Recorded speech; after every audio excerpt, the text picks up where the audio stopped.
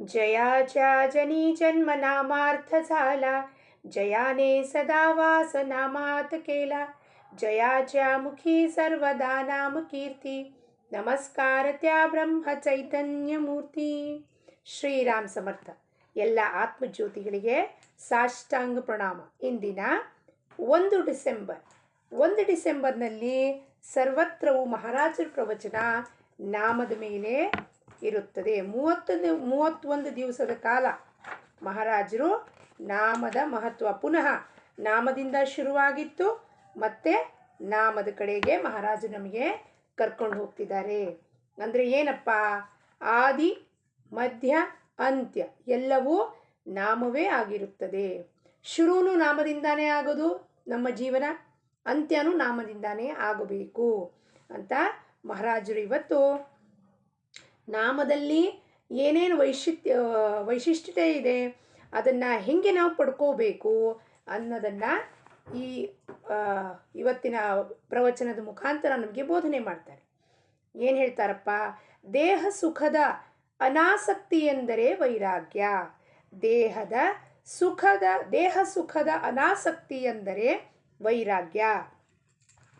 ಭಗವಂತನ ಅಸ್ತಿತ್ವದ ಅರಿವಿನ ಅವಸ್ಥೆಗೆ ಭಕ್ತಿ ಅನ್ನುತ್ತಾರೆ.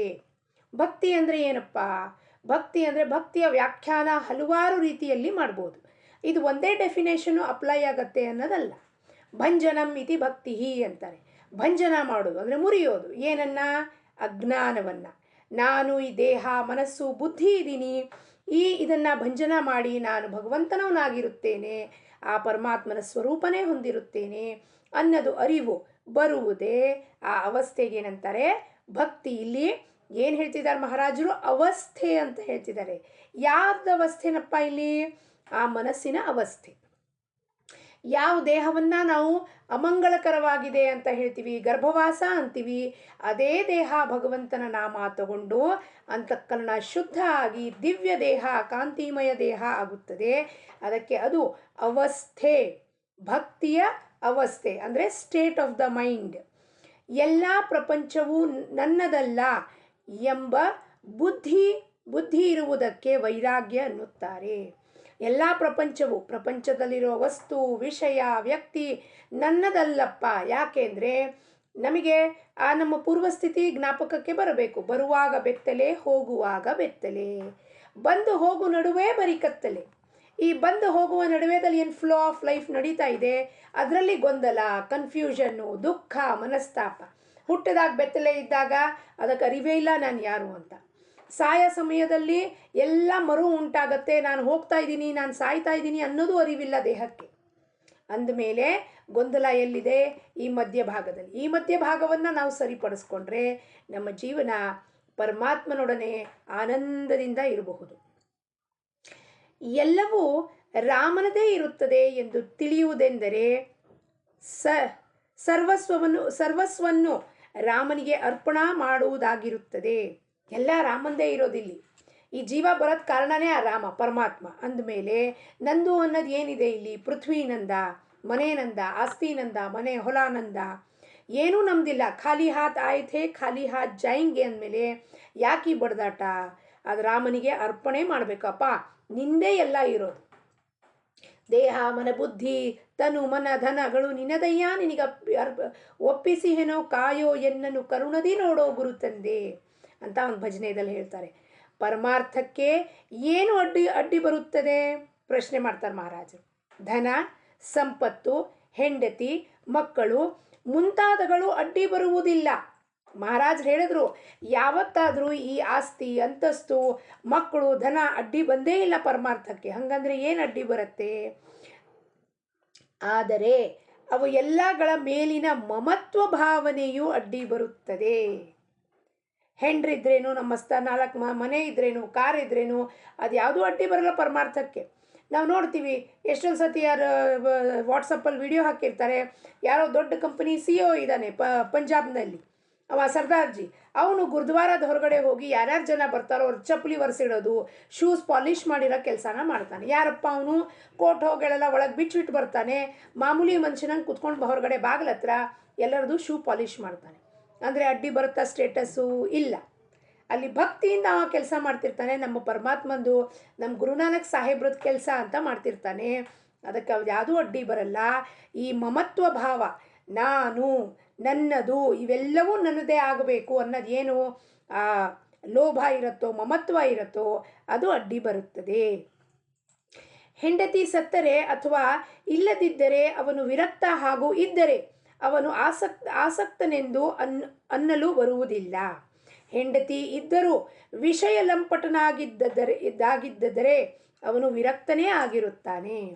ಹೆಂಡತಿ ಹೋಗ್ಬಿಟ್ಲು, ಓ ಇವ್ರಿಗೆ ವೈರಾಗ್ಯ ಬಂದ್ಬಿಟ್ಟಿದೆ, ಇಲ್ಲ.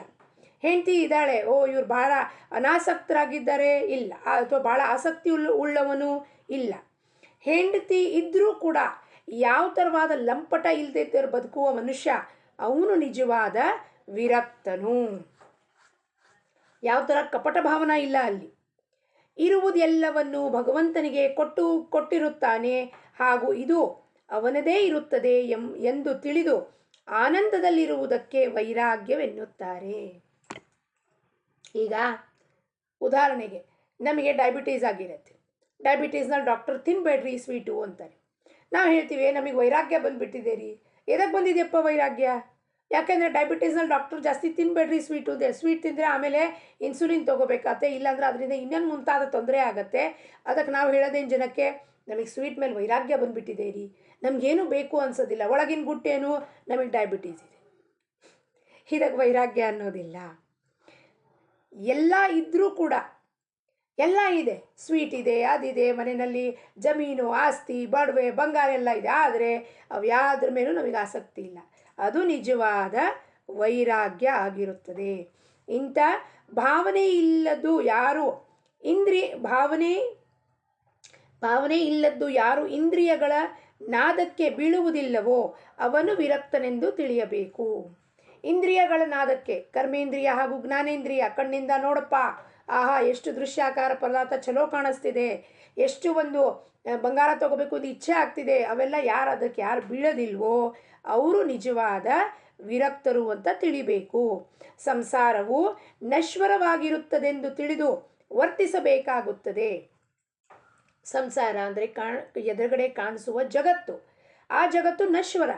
ಯಾಕೆಂದರೆ ಬೆಳಗ್ಗೆ ಎದ್ದಾಗ ಕಣ್ಮುಂದೆ ಎಲ್ಲವೂ ಭಾಸ ಆಗತ್ತೆ, ಆದರೆ ರಾತ್ರಿ ಮಲ್ಕೊಂಡಾಗ ಎಲ್ಲಿ ಹೋಯ್ತು ಸಂಸಾರ, ಎಲ್ಲಿ ಹೋಯ್ತು ಜಗತ್ತು, ಎಲ್ಲಿ ಹೋಯ್ತು ಮನೆ, ಎಲ್ಲಿ ಹೋಯ್ತು ಆಸ್ತಿ, ಪ್ರಾಪರ್ಟಿ, ಪೇಪರ್ಸ್ ಎಲ್ಲಿ ಹೋಯ್ತಪ್ಪ, ಎಲ್ಲ ಪ್ರಳಯ ಆಗೋಯ್ತು. ಎಲ್ಲವೂ ನಿದ್ದೆಯಲ್ಲಿ ಎಲ್ಲ ಲಯ ಆಗೋದು. ಹಂಗಂದೇಲೋ ಅದು ಶಾಶ್ವತನಾ? ಅಲ್ಲ. ಅದಕ್ಕೆ ಅದರ ಮೇಲೆ ನಾಶಿವಂತ ಅಂತ ನಾವು ತಿಳಿದು ವರ್ತಿಸಬೇಕು. ಅದನ್ನು ಬಿಡಲು ಬಿಡ್ಲಿಕ್ಕೆ ಬರುವುದಿಲ್ಲ. ಅದರಲ್ಲಿಯೇ ಇದ್ದುಕೊಂಡು ಅದರ ವಿಷಯದಲ್ಲಿ ಆಸಕ್ತಿ ಹೊಂದದಿದ್ದರೆ ಅದನ್ನು ಬಿಟ್ಟದ್ದಂತಾಗುವುದೇ ಆಗೋದಿಲ್ಲವೇ? ಈಗ ಅದರ ಮೇಲೆ ಯಾವ ಥರವಾದ ಆಸಕ್ತಿ ಇಲ್ಲ. ತೋಟ ಇದೆ ರೀ, ಮನೆ ಇದೆ ರೀ, 2-3 ಕಾರ್ ಇದೆ ರೀ, ಆದರೆ ಯಾವ ಥರವಾದ ಆಸಕ್ತಿ ಇಲ್ಲ ಅವನಿಗೆ. ಅವಾಗ ಇದ್ರೇನು ಬಿಟ್ರೇನು ಏನು ಫರಕ್ ಬೀಳೋದಿಲ್ಲ. ಅದರಲ್ಲಿಯೇ ಇದ್ದುಕೊಂಡು ಫಲದ ಅಪೇಕ್ಷೆಯನ್ನು ಇಟ್ಟುಕೊಳ್ಳದೆ ಸತ್ಕರ್ಮ ಮಾಡುವುದು ಭಕ್ತಿಯ ಲಕ್ಷಣವಾಗಿರುತ್ತದೆ. ಹಾಗೂ ಕರ್ತವ್ಯದಲ್ಲಿ ಅಡ್ಡ ಬರುವ ಪ್ರತಿಯೊಂದು ವಿಷಯಗಳನ್ನು ದೂರ ಸರಿಸುವುದೇ ವೈರಾಗ್ಯದ ಲಕ್ಷಣವಾಗಿರುತ್ತದೆ. ಫಲದ ಅಪೇಕ್ಷೆ ಮಾಡದಲ್ಲಿ ನಿಷ್ಕಾಮ ಕರ್ಮ, ಅದು ಅಂಥ ಒಂದು ಸತ್ಕರ್ಮ ಮಾಡಿದ್ರೆ ಅದಕ್ಕೆ ಭಕ್ತಿ ಅನ್ನುತ್ತಾರೆ. ಭಕ್ತಿಯ ಲಕ್ಷಣಗಳು.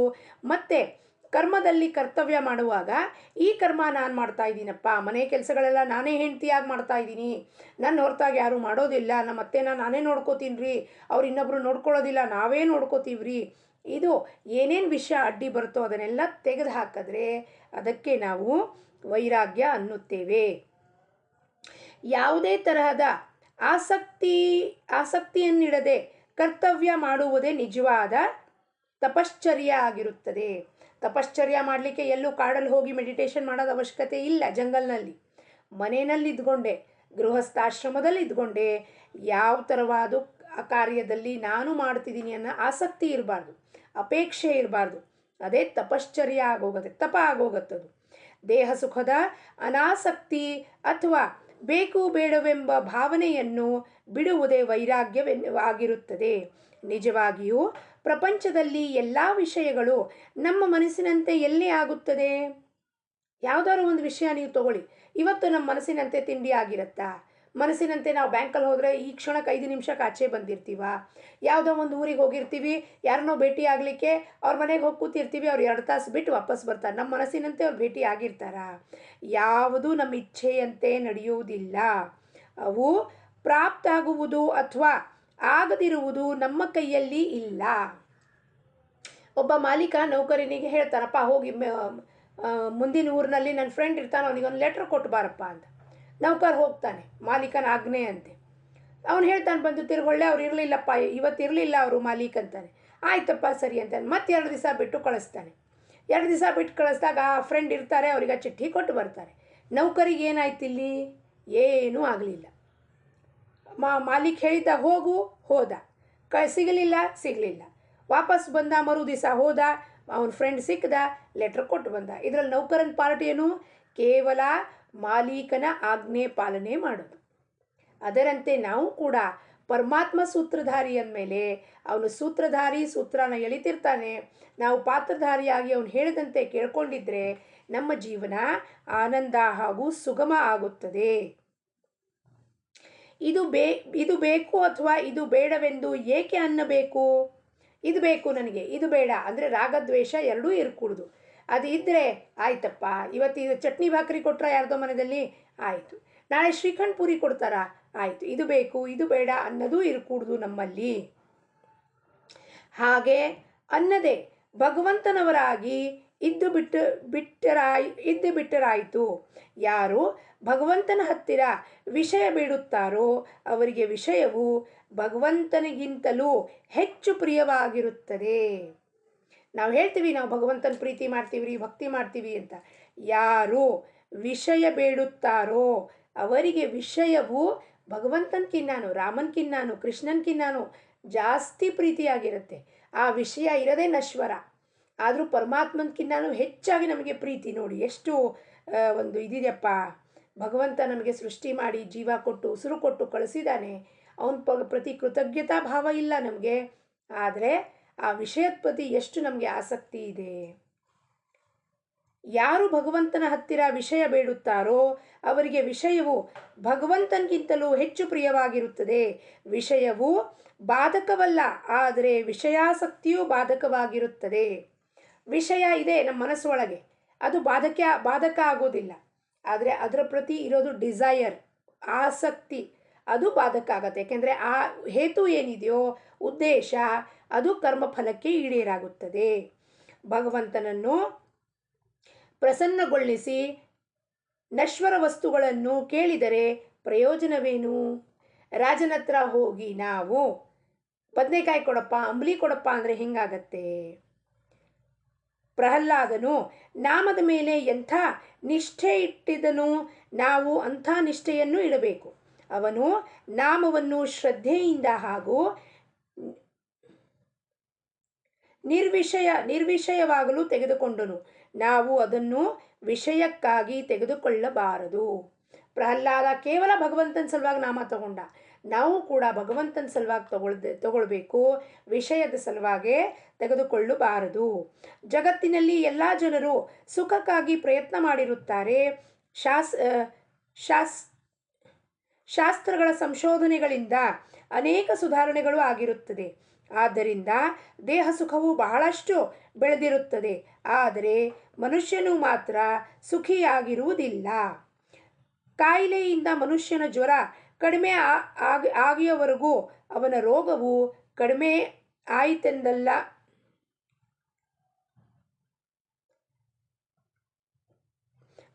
ಆಯಿತೆಂದಂತಲ್ಲ. ಅದರಂತೆ ಮನುಷ್ಯನು ಸಂಪೂರ್ಣ ಸುಖಿಯಾಗಿರುವವರೆಗೂ ನಿಜವಾದ ಸುಧಾರಣೆ ಅಂತಲ್ಲ. ಅಂದರೆ ಮನುಷ್ಯ ಸುಖಿಯಾಗಬೇಕು. ಎಷ್ಟು ಸುಧಾರಣೆ ಆಗಿದೆ? ಮೊದಲು ಫ್ಯಾನ್ ಬಟನ್ ಆನ್ ಮಾಡ್ತಿದ್ವಿ, ಈಗ ಫ್ಯಾನಿನ ರಿಮೋಟಿಂದ ಎಲೆಕ್ಸಾ ಆನ್ ದ ಫ್ಯಾನ್ ಅಂದರೆ ಫ್ಯಾನ್ ಆನ್ ಆಗುತ್ತೆ, ಎಲೆಕ್ಸಾ ಆನ್ ದ ಟಿ ವಿ ಅಂದರೆ ಆನ್ ಆಗೋಗುತ್ತೆ. ಮಷೀನ್ಗೆ ಮುಂತಾದ ಡಿಶ್ ವಾಷರ್ ಮಷೀನು ಎಲ್ಲ ಬಂದು ನಮಗೆ ದೇಹಕ್ಕೆ ಸುಖ ಕೊಟ್ಟಿದೆ, ಆದರೆ ಮನಸ್ಸಿಗೆ ಸುಖ ಕೊಡುವಂಥದ್ದು ಯಾವುದೂ ಸುಧಾರಣೆ ಆಗಿಲ್ಲ. ಮನಸ್ಸಿಗೆ ಸುಖ ಕೊಡುವಂಥ ಯಾವ ಸುಧಾರಣೆನೂ ಮಾಡಿಲ್ಲ ಜಗತ್ತಿನಲ್ಲಿ. ಯಾವ್ದಾದ್ರು ಒಂದು ಹೇಳಿ, ವಸ್ತು ಯಾವುದು ಮನಸ್ಸಿಗೆ ಸುಖ ಉಂಟು ಮಾಡುತ್ತೆ ಅಂಥದ್ದೇನಾದ್ರು ಯಂತ್ರ ತೆಗೆದಿದ್ದಾರಾ? ಇಲ್ಲ. ಆ ಮನಸ್ಸಿಗೆ ಸುಧಾರಣೆ ಮಾಡುವಂಥ ಯಂತ್ರ ಅಥವಾ ಮನಸ್ಸಿಗೆ ಸುಧಾರಣೆ ಕೊಡುವಂಥದ್ದು ಒಂದೇ ಒಂದು ಮಂತ್ರ ಏನಪ್ಪ? ಭಗವಂತನ ನಾಮ. ಅದು ಯಾರ ಹತ್ರ ಇದೆ? ಸಂತರ ಹತ್ರ. ಸಂತರು ಶೋಧನೆ ಮಾಡೋದು ಏನು, ಯಾವ ಸುಧಾರಣೆ ಮಾಡಿದ್ರೆ ಮನುಷ್ಯನಿಗೆ ನೆಮ್ಮದಿ ಸಿಗತ್ತೆ, ಶಾಂತಿ, ಆನಂದ ಸಿಗತ್ತೆ ಅಂದರೆ ಅದು ಭಗವಂತನ ನಾಮ. ಅವಾಗ ಮನುಷ್ಯ ನಿಜವಾಗಿಯೂ ಸುಖಿಯಾಗುತ್ತಾನೆ. ನೋಡ್ತೀವಿ ಜನರು ಎಲ್ಲ ಇದೆ, ಆಸ್ತಿ ಇದೆ, ಅಂತಸ್ತಿದೆ, ಮನೆ ತುಂಬ ಕಾರು, ಬಂಗಲೆ, ಹೂ ಬಿಟ್ಟಿದ್ದಾವೆ, ಎಲ್ಲ ಬಿಟ್ಟಿದ್ದಾವೆ, ಆದರೆ ಹೊರಗಡೆ ಕೂತಿರ್ತಾರೆ, ಸಪ್ಪೆ ಮುಖ ಹಾಕ್ಕೊಂಡು ಕೂತಿರ್ತಾರೆ. ಏನೋ ಆಗ್ಬಿಟ್ಟಿದೆ ಜೀವನದಲ್ಲಿ. ಯಾಕ್ರಿ? ಬಂಗಲೆ ಇದೆಯಲ್ರಿ ನಿಮ್ಮ ಹತ್ರ? ಇದೇ ರೀ ಬಂಗಲೆ. ಆದರೆ ಏನಾಯಿತು? ಯಾರೂ ಇಲ್ರಿ ಬಂಗ್ಲೆದಲ್ಲಿ, ನಾವಿಬ್ಬರೇ ಗಂಡ ಹೆಂಡ್ತಿ ಇರ್ತೀವಿ, ಯಾರೂ ಬರೋದಿಲ್ರಿ, ನಮ್ಮನ್ನು ಯಾರೂ ಮಾತಾಡಿಸೋದಿಲ್ಲ. ಮನೆ ಮೈ ತುಂಬ ಇದಿದಾವ್ರಿ, ಜಡ್ಡಿದಾವ್ರಿ, ತೊಂದರೆ ಆಗತ್ರಿ, ಯಾರೂ ಕೇಳಲಿಕ್ಕೆ ಬರೋದಿಲ್ಲ. ಬಂಗ್ಲೆ ಮಾತ್ರ ಹೊರಗಡೆ ನೋಡ್ಲಿಕ್ಕೆ ಭಾಳ ಚಲೋ ಇದೆ, ಕಲರ್ಫುಲ್ ಇದೆ, ಹೂ ಇದೆ, ಗಿಡ ಗೆಂಟೆ, ತೆಂಗಿನಕಾಯಿ ಗಿಡ, ಮಾವಿನಕಾಯಿ ಮರ ಹಚ್ಕೊಂಡಿದ್ದಾರೆ. ಆದರೆ ಒಳಗೆಲ್ಲ ಪೋಕಳು, ಹೊಲು, ಏನು ದುಃಖ, ಯಾರೂ ಮಾತಾಡ್ಸಲ್ಲ. ಮಕ್ಕಳೆಲ್ಲ ಫಾರಿನ್ನಲ್ಲಿ ಹೋಗಿದ್ದಾವೆ, ನಮ್ಮನ್ನು ಮಾತಾಡಿಸೋರಿಲ್ಲ. ಇಂಥ ಸುಧಾರಣೆ ತಗೊಂಡು ನಾವೇನು ಮಾಡಬೇಕಾಗಿದೆ? ಯಾವಾಗ ನಿಜವಾದ ಸುಖವಿಲ್ಲವೋ? ಈಗ ಜಗತ್ತನ್ನು ಸುಧಾರಿಸುವ ಹಾಗೂ ಜಗತ್ತಿನ ಮೇಲೆ ಉಪಕಾರ ಮಾಡುವ ಕಾಲ ಉಳಿದಿರುವುದಿಲ್ಲ. ಪ್ರತಿಯೊಬ್ಬರೂ ತಮ್ಮ ಸುಧಾರಣೆ ಮಾಡಿಕೊಳ್ಳಬೇಕು. ಇದಕ್ಕಾಗಿ ಭಗವಂತನ ಅನುಸಂಧಾನವನ್ನು ತಪ್ಪಿಸಬಾರದು. ಅಂದರೆ ಯಾವುದೇ ಭಯವಿಲ್ಲ. ಪ್ರತಿಯೊಬ್ಬರೂ ಭಗವಂತನ ನಾಮವನ್ನು ಬಿಟ್ಟು ಬೇರೆ ವಿಷಯ ಬಾರದೆಂಬ ನಿಶ್ಚಯ ಮಾಡಬೇಕು. ಭಗವಂತನ ನಾಮದ ಬಿಟ್ಟು ಇನ್ಯಾವುದು ನಾನು ಮಾತು ಕೇಳಿಸ್ಕೋಬಾರ್ದು. ಪ್ರಾಪ್ತವಾದದ್ದರಲ್ಲಿ ಸಮಾಧಾನದಿಂದ ಇರುವ ಪ್ರಯತ್ನ ಮಾಡಬೇಕು. ನಾನು ಭಗವಂತನವನು ಇರುತ್ತೇನೆ ಎಂದು ತಿಳಿದರೆ ಜಗತ್ತೆಲ್ಲವೂ ನಮಗೆ ಭಗವತ್ ಸ್ವರೂಪವಾಗಿ ಕಾಣುತ್ತದೆ ಎಂಬುದರಲ್ಲಿ ಸಂಶಯವೇ ಇಲ್ಲ. ಇದು ಕೇವಲ ಕಲ್ಪನೆಯಲ್ಲಿ ನಾವು ಅನುಭವ ಪಡೆದು ನೋಡಬೇಕು. ಅದಕ್ಕಾಗಿ ಯಾವಾಗಲೂ ನಾಮಸ್ಮರಣೆಯಲ್ಲೇ ಇರಬೇಕು. ಇಂದಿನ ಬೋಧವಚನ: ಜಗತ್ತಿನಲ್ಲಿ ಭಗವಂತನ ಹೊರತು ಬೇರೆ ಸತ್ಯವಿಲ್ಲ ಎಂಬ ಅಚಲ ನಿಷ್ಠೆ ಯಾರಲ್ಲಿ ಇರುತ್ತದೋ ಅವನೇ ನಿಜವಾದ ಯೋಗಿ, ಜ್ಞಾನಿ ಹಾಗೂ ಪರಮಾರ್ಥಿ ಎಂದು ತಿಳಿಯಬೇಕು. ಯಾರಲ್ಲಿ ಜಗತ್ತಿನಲ್ಲಿ ನೀವು ಕಂಡು ಬಂದರೆ, ಯಾರಲ್ಲಿ ಭಗವಂತನ ಬಗ್ಗೆ ಅಚಲವಾದ ವಿಶ್ವಾಸ ಇದೆ, ನಿಷ್ಠಾ ಇದೆ, ಭಕ್ತಿ ಇದೆ, ಅವನೇ ನಿಜವಾದ ಯೋಗಿ, ಜ್ಞಾನಿ ಹಾಗೂ ಪರಮಾರ್ಥಿ ಎಂದು ನಾವು ಗುರುತಿಸಬಹುದು, ತಿಳ್ಕೊಳ್ಬಹುದು. ಜಾನಕಿ ಜೀವನ ಸ್ಮರಣ. ಜೈ ಜೈ ರಾಮ್.